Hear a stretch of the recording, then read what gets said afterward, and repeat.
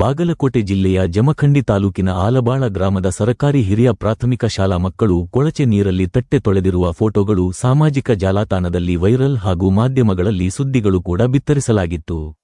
ಇದರ ಹಿನ್ನೆಲೆಯಲ್ಲಿ ಸ್ಥಳಕ್ಕೆ ತಾಲೂಕು ಕಾನೂನು ಸೇವಾ ಸಮಿತಿ ಅಧ್ಯಕ್ಷ ಹಾಗೂ ಪ್ರಧಾನ ಹಿರಿಯ ದಿವಾಣಿ ನ್ಯಾಯಾಧೀಶ ರಾಜಶೇಖರ ಎಸ್. ಹರಸೂರ ಭೇಟಿ ನೀಡಿ ಪರಿಶೀಲನೆ ನಡೆಸಿದರು. ಇನ್ನು ಇದೇ ಸಂದರ್ಭದಲ್ಲಿ ಕ್ಷೇತ್ರ ಶಿಕ್ಷಣಾಧಿಕಾರಿ ಅಶೋಕ ಬಸಣ್ಣವರ ಹಾಗೂ ವಿವಿಧ ಇಲಾಖೆ ಅಧಿಕಾರಿಗಳು ಕೂಡ ಭಾಗಿಯಾಗಿದ್ದರು.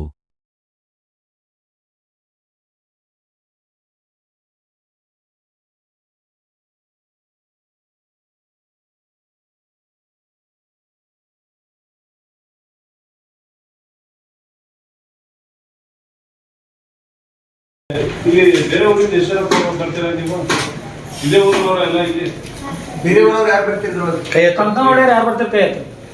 ಕಂಕನವಾಡಿಯವರು ಮತ್ತು ಬೇರೆಯವರು ಅಲ್ಲ, ಬೇರೆ ಊರಿಂದ ಇಲ್ಲಿ ಬರೋರು ಯಾರ್ಯಾರಿದೆ? ಒಂದು ಓಕೆ, ಇಲ್ಲಿ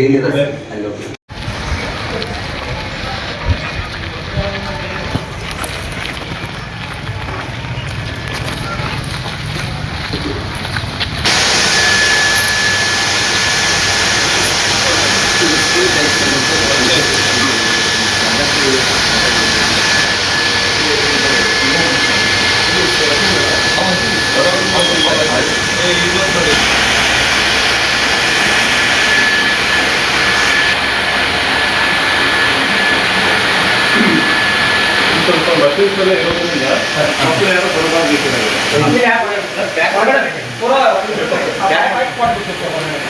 ಸ್ವಲ್ಪ ಪ್ರೊಟೆಕ್ಷನ್ ಇರಬೇಕು.